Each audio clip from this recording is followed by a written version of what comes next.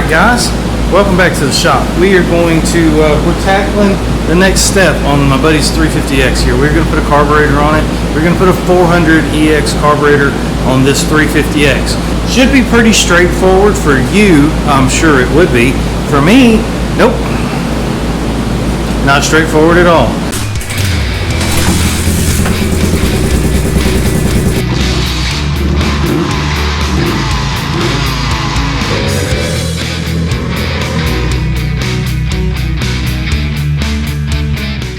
So here's what we've got. As I said earlier, my buddy picked this machine up off eBay, and you know, online sales is online sales. So let's just move on.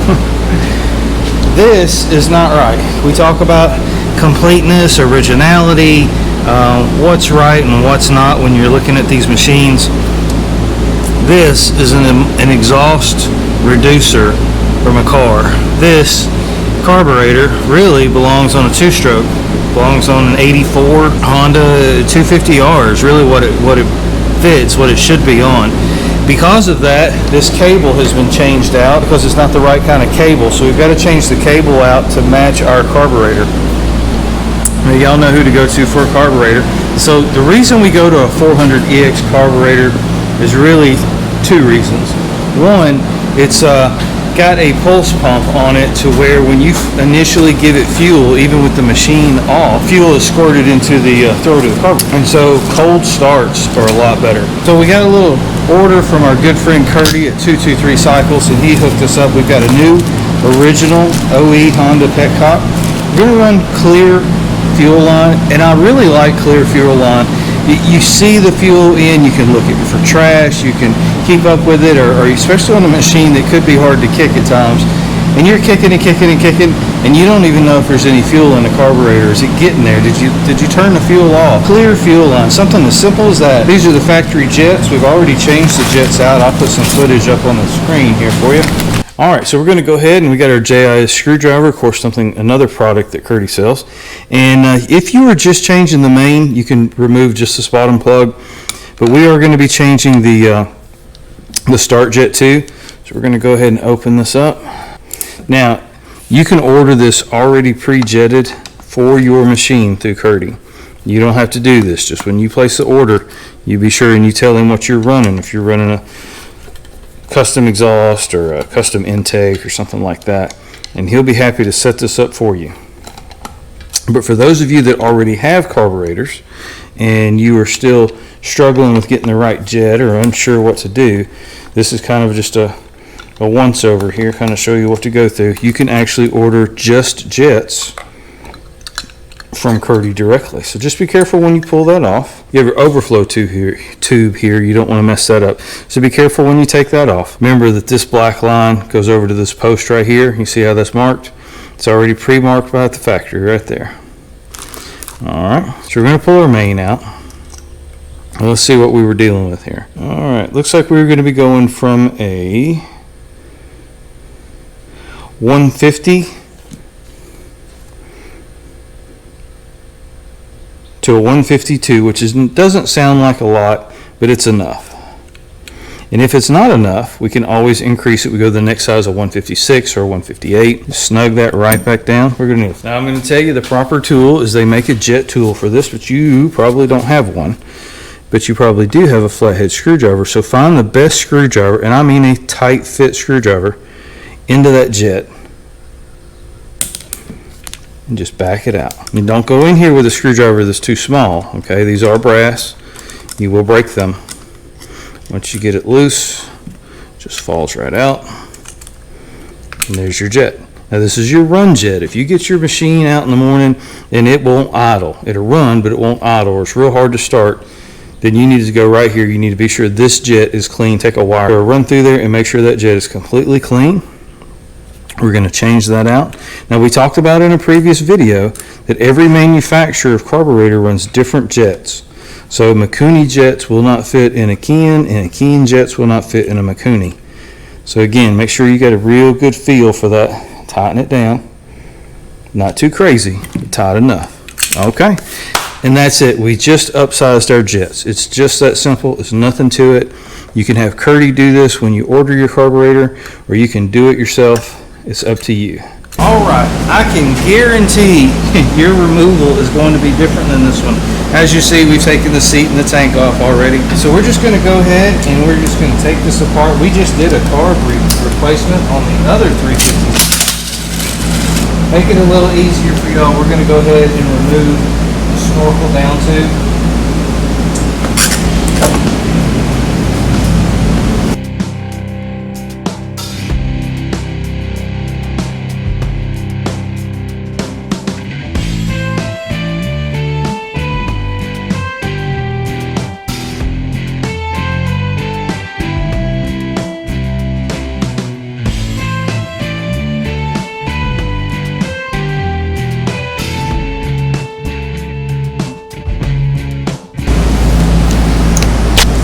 This is not the correct carburetor. So let's get this out of here. Look at, they did a good job. I bet the guy worked at a muffler shop. That is just, I mean, a great fit. You know, hey, sometimes you see things and you just kind of scratch your head and go, what were they thinking? So anyways, let's get this out of here. All right, and because that was the wrong carburetor, the end of the needle is wrong also. Excuse me, the end of the throttle cable is incorrect also. Alright, so the next thing, now that we've got the carburetor off, we need to go ahead and get this cable, throttle cable out. Remember, all these are JIS screws. They're not Phillips, they're not standard.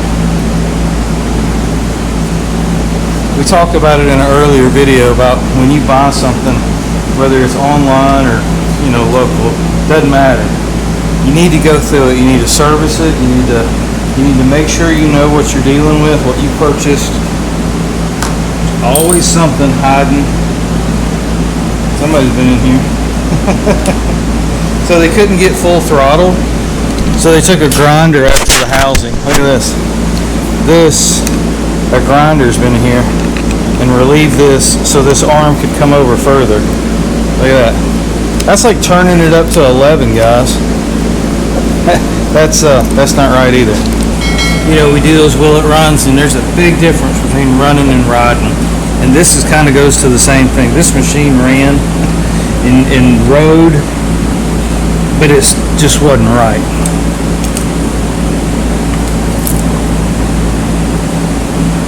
This cable's just coming apart in my hands. Look at all this, where the cable is actually separated from this housing here and here. This is supposed to be pressed and stay on there. It's not supposed to come off. Just, well, in here too. So, yay, we got rid of all that. Let's start with the cable to the carburetor connection. We want to make sure we've got full throttle. We don't have any other surprises. And at this point, I wouldn't be surprised if it didn't have more surprises. Kind of slide that cable around like that. Drop it into position.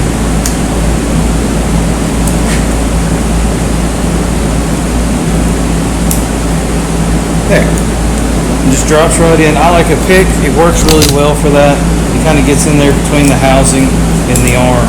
I'm going to let that plate stay right there just for a minute. If we need to tighten this, we will. But I want to make sure we have enough adjustment all the way through. Try to run your cables in, and then that way you have plenty of room on both ends of the cable to make adjustment. If you leave this all the way adjusted max on this end, then now you've got to crawl back underneath the machine to make an adjustment down there. Go ahead and make your cables as short as possible initially, and then you can lengthen them as you need it. Okay, that's good. Okay, carburetor time. This carburetor mounts up. This is a QB carburetor, much similar to the way a Big Red or a SX carburetor hooks up. Run your cable through the hole. You actually spin the carburetor to thread it onto the housing. It sounds backwards, but that's actually how you do it. It's probably the only thing I've ever run into where it's like putting a wrench on an engine and then turning the engine and holding the wrench still. I don't know what they were thinking there, but that's the way they did it. So while you've got your carburetor here in your hand and kind of fumbling with it, go ahead and put your cable in.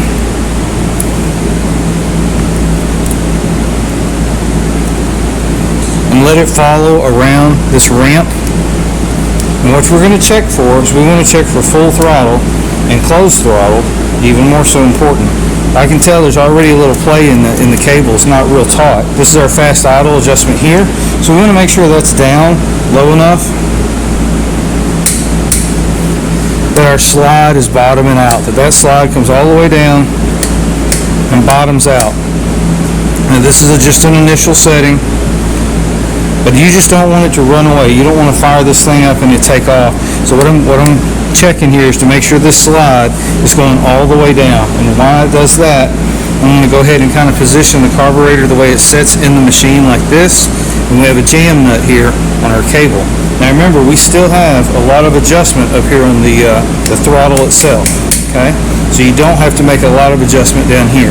You can kind of do both. Okay, just snug. It doesn't have to be Superman strong or anything. We got a little play in the cable before anything moves. That's what we want. In case you're on the trail and you bump this by accident, you don't want to flip over because the throttle is so sensitive. But what we do want to check for, we want to make sure we've got choke all the way open. So if I throttle it all the way up, see how the throttle goes all the way up out of sight? That's full throttle. Okay, so we're not giving up anything. We've got full range of travel in the carburetor. So now let's get our cover and we're ready to put it back in. Nothing to it. The most important thing here, guys, is that throttle closes. You can always go back and, safely increase throttle, but you don't want to have a situation to where it fires up and just goes wide open. You have a hard time turning it off. When I was younger, I didn't care about the whoa as much as I cared about the go. So this is your CDI. Be real careful with this, guys. Anytime you're dealing with electronics. I'm going to take this boot completely off here. We're probably going to have to heat it up to make it fit. That's the one modification required to run this carburetor, is it's bigger. Alright, so let's get our carburetor installed here on our intake. Now it is a snug fit, guys. This is a bigger carburetor than factory, but it will fit in here.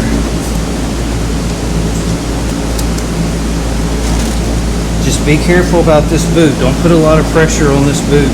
It's vulcanized to a piece of metal, but there we go. Once you get it started, she slides right in without issue. Just getting it started.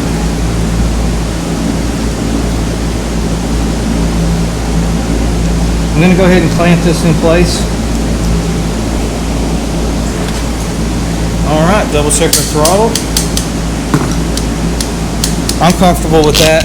We can always take some more of the slop out of it here, but everything else looks fine. I'm going to go ahead and put our cover back on it. Alright, so I had to go get my new heat gun. I finally burned up my heat gun. That's actually possible.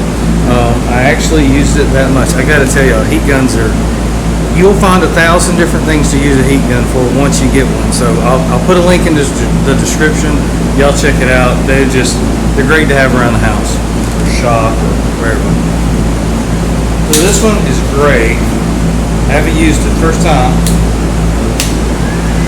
There you go. Alright, low, medium, and high. Now this is not a hair dryer. This will put out enough heat to melt this rubber. So what we're going to do is the larger end, of course, goes to the air boot. With the smaller end, I'm going to go ahead and I took the clamp off. We can always add the clamp later. What I like to do is heat up the tube, slip it on, and then let it cool on the part you're putting it on. That way it kind of forms to the new shape instead of doing it the other way around. So just take your time and heat it up evenly. You'll actually smell and see the rubber getting hot. And what I mean by see it, sometimes it'll start smoking, and other times it'll get kind of a shiny look to it. I start on the inside and just kind of take my time. I can feel the heat as the part's starting to warm up already.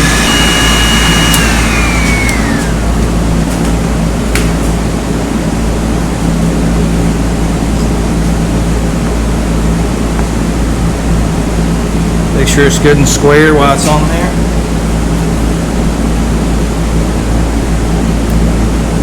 And just let it cool. It's round. It doesn't matter that it's in the wrong position. Let that cool. Once that cools, we'll just rotate it around. It'll slip right on there. And that's really all there is to it. I mean, It's really, it took less than 2 minutes probably to heat that up and slide it on there. Couldn't do it without a heat gun. It's just one of those tools that it's the perfect tool for a lot of jobs you didn't know you needed. I'm a little overcautious with the heat gun. I never leave it plugged in, and I always lay it out on concrete or steel table or something where there's no chance that something's gonna fall into it, catch on fire, because they stay hot for quite some time. So please be careful with your heat gun. Put it somewhere safe. It's like a soldering iron. Think of it that way.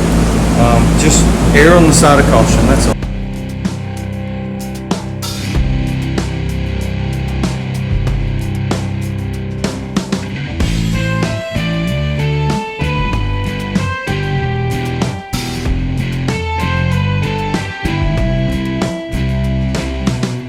Always start out with a new plug when you're servicing your machine. I mean, we've done an oil change, we've done an air filter, carburetor. You gotta have a new plug.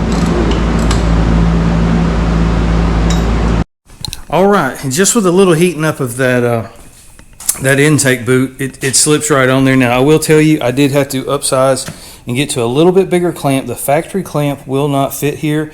It's just not big enough. 2 1/4 inch hose clamp does great. Other than that, I mean, it's just such a nice fit. It is snug, but it clears. You got a nice, easy to reach choke, much easier to reach than the factory one. And you talk about throttle response. Let's fire it up. I know you want to hear it.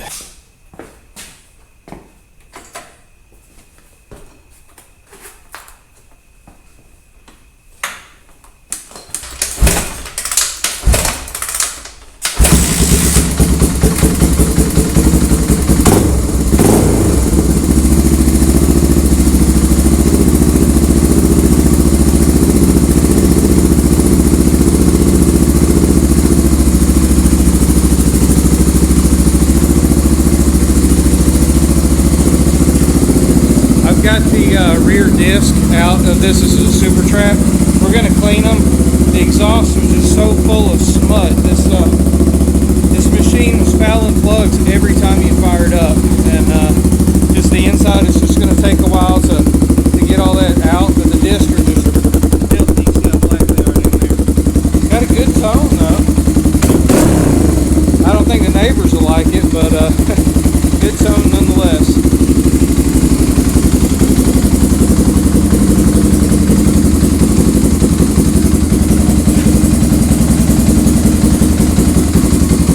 Guys, if y'all are turning wrenches and you need a fuel jug, check out Curtie. He's got them on the website. Added them just recently. This is a new product for him. Motion Pro. They make this fuel camelback. I don't know what they call it, but it's really easy. You just connect it. You don't have to worry about putting the tank on or anything like that. Look at that tail light too. Look at that.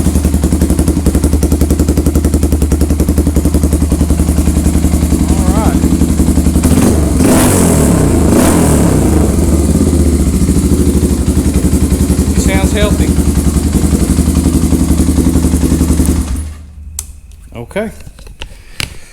All right. Well, that's a pretty good service right there. You could take it a little further, you know, if you want to repack bearings and stuff, but that's a good annual service. Change the oil, clean your air filter, put a new air filter in it, change your fuel filter. We upgraded this one to a carb as opposed to that carb was just the wrong carb. Whoever sold this and put that on there, I just don't know. It ran, but it was running so rich. And so now that I think about it, if you look back to the previous video, I'll insert a clip, how black the oil was. And I think what was happening is I think he was washing the rings down, and that plug would foul, and the cylinder would fill up with fuel, and that fuel would go down and it tainted the oil, and that's why the oil was so black. It might not have been that old, but it had so much fuel in it, it had thinned it out and just turned it completely black. So I was glad to figure all that out. She's ready to go. We're gonna go for a ride here pretty quick. We still got to take, and he wants to check the clutch out. He says the clutch was slipping a little bit on the top end. We'll see. I don't know if I have enough room to stretch it out or not. He rides out in the National Forest, and so that's where we're probably gonna go ride.